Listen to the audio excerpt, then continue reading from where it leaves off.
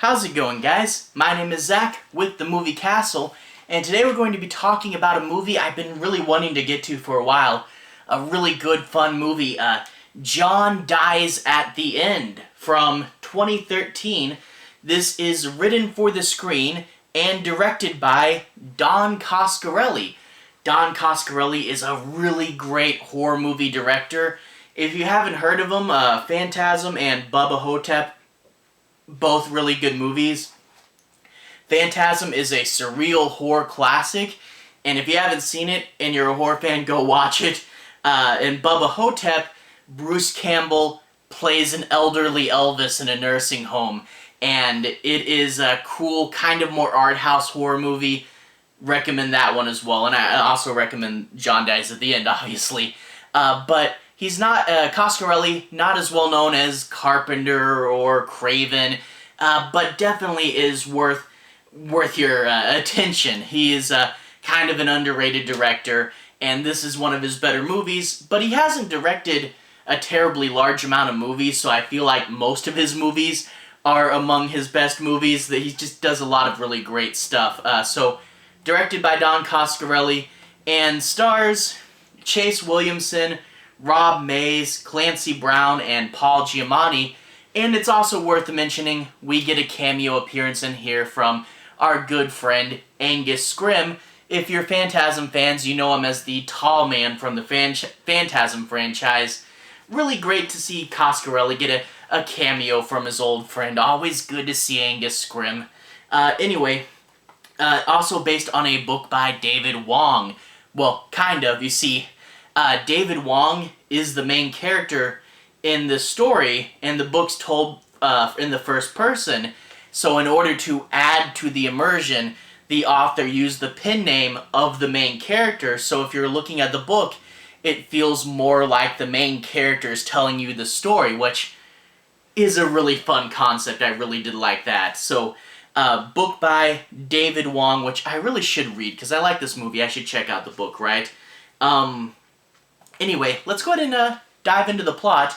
I'm not going to be doing any major spoilers, but I do want to say my piece on a few plot points and make sure you guys have a basic understanding as to what this movie's about. So, just covering the setup here, we meet this guy, David Wong, and right off the bat you notice he's not Asian. He wanted to lay low, so he changed his name, and he said that Wong is the most common last name in the world, so he's using it to blend in, but at the same time, because he's not Asian, it ironically makes him stand out. So kind of a funny conceptual joke right at the beginning, and lays the groundwork for what the rest of the movie's going to be like. Lots of funny conceptual stuff, and we'll get to a few of those along the way. He's talking to this reporter, and he explains that he's a paranormal investigator. But, you know, you think a lot of low-key stuff for paranormal investigators. You think they walk around and they try to get at least a recording of some audio, but no, this is much more animated and kinetic. You know, if there's a ghost or some sort of interdimensional monster, he'll find it and have a big wacky fight scene with it. So we get to meet him and get what he's up to, but how did he get here? He's telling the reporter about his the first case, what made him go from a normal person to being a paranormal investigator.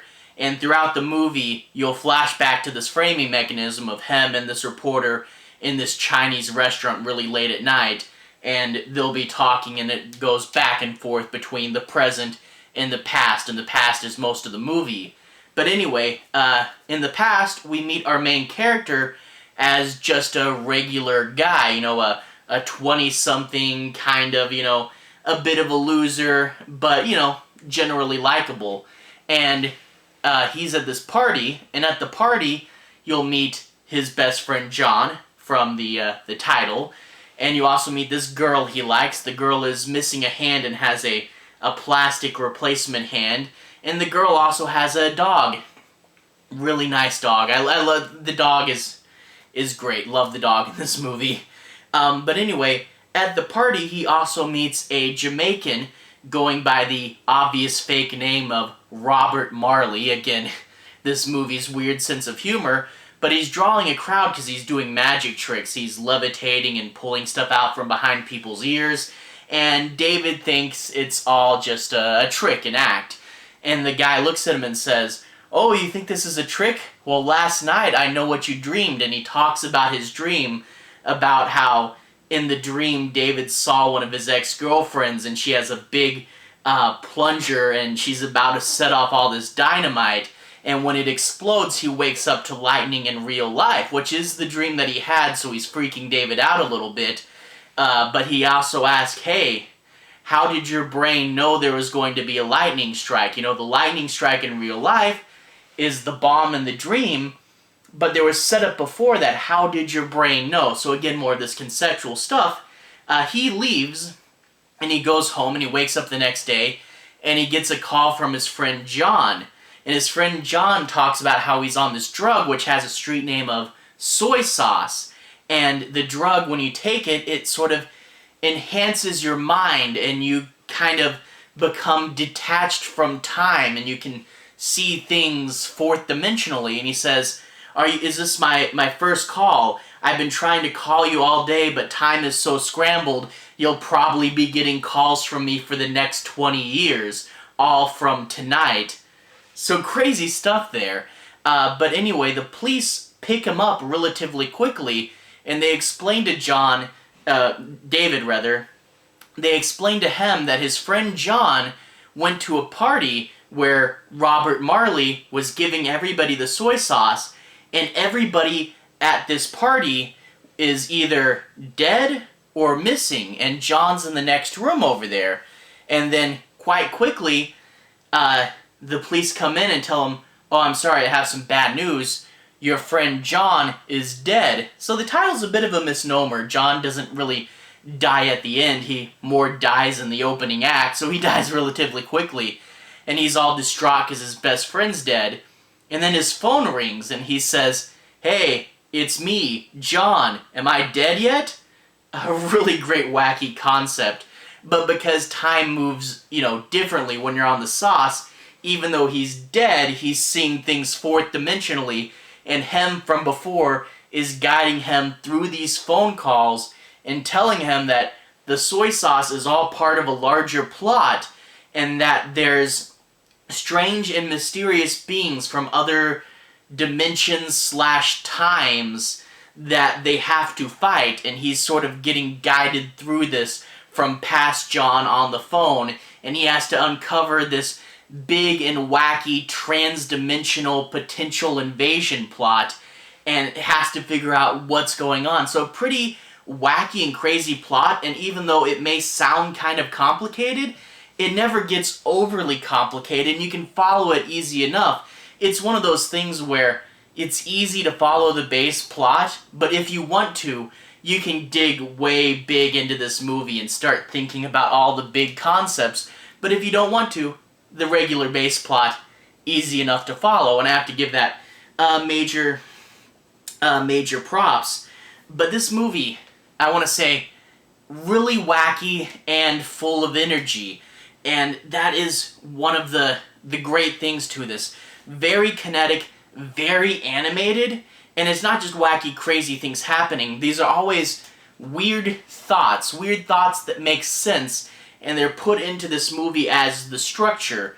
There's a prologue to this movie where you get to see David on one of his cases, and David uses this example. He says, "There's this big monster, and I have an axe, a handle and an axe head, and I go and I kill the big monster, but in the process, I break the axe handle. So I replace the axe handle, and then later on, there's this evil other dimensional bug in my kitchen. I kill it with the axe, and the axe head breaks this time. So I go to the hardware store, and I replace the head. So he's got a new handle and a new axe head. And then the monster from earlier comes back into the house, resurrected, and he grabs his axe, and the monster says, 'That's the axe that killed me.' And he goes, 'But is it?' Because it's the same axe, but he's replaced the handle and he's replaced the head. So it's a completely different axe, but it's kind of the same axe. So that's sort of the things we're dealing with, is there's tons of weird thoughts that, are weird, but they make sense and they're from this same logic, and the whole movie is written like that. Very, very thoughtful writing, very weird and experimental writing too. And if you're into that sort of trippy thought stuff, that is 100% all the way soaked through this movie. And it does lead to some very good elements of humor, and there's some really good funny jokes in this movie. I really do like that as well.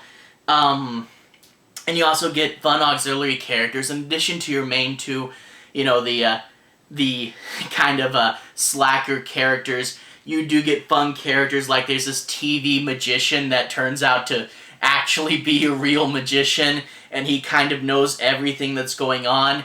There's a cop that sees this crazy stuff happening, and he's like, that's not good, I'm just going to try to destroy everything, which is a fun concept. It's like, this is bad, burn it all down, kill it all.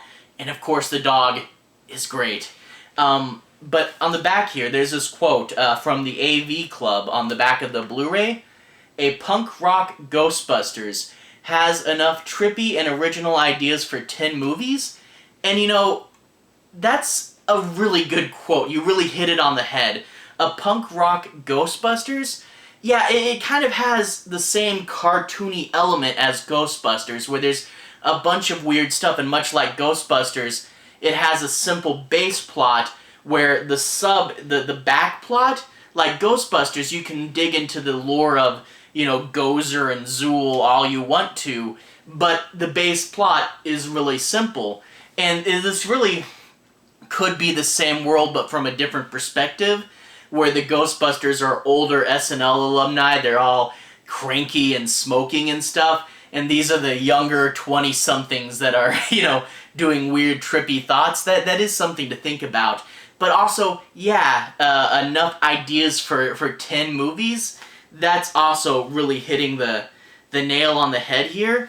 There's so much going on, and I really do want to see more of this world. This movie's 100 minutes long, so 10 minutes past 90, and 90 is kind of the average movie runtime. But even though this movie's a little longer than most, it's still like I got to the end part when I watched this, and I'm like, oh, we're here already? We're here already? The movie's almost over. And this is one of those that I'm like, it moves so quick. Despite being a longer movie, it moves quick. And you get to the end, you're like, how do we get to the end so fast? I want more movie. And that really is like this movie's biggest flaw, is it ends. And that's always a great flaw to have. If the worst thing in your movie is that it's over and I wanted more, that is a big compliment. This movie, I know the book has a sequel. This book is full of spiders and they're kind of crawling through. I really wish Coscarelli would do This Film is Full of Spiders. And actually with this, I really wish this was a TV series. This really could be. There's enough going on, and hey, Supernatural's off the air now. Why not do a more wacky version of Supernatural? I could watch a whole series based off of this. I would absolutely love that. So this is really cool, and I wish there was more of it. But yeah, that's sort of the thing, is I know a trippy movie like this isn't for everybody, and if things like, the axe handle, you're like, whatever, then it might not be the movie for you. But if you like movies with weird thoughts like that, and a crazy kinetic energy, I really did love this movie, and, definitely, I would probably put it in Coscarelli's top 3. I don't know, Bubba Hotep has Bruce Campbell in it, but it's not as crazy as this one. So this and Bubba Hotep kind of fight for 2 and 3 for me. Phantasm, obviously the best Coscarelli. But anyway, to everyone who's watched so far, thank you for watching. To everyone who's liked and subscribed, thank you. I really appreciate that. Anyway, relevant playlist on the bottom should be my Don Coscarelli playlist. If you want to see more, you can click there and see more, including my physical media collection, where I talk a bit about all the movies of his that I have. Anyway, have a good day. I'll see you guys again very, very soon. Relevant playlist on the bottom. Have a good day now.